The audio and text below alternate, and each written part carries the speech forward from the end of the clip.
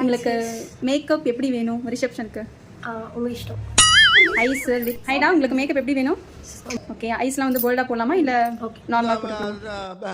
என்ன ஒரு சொல்றது? எப்படி போல்டா.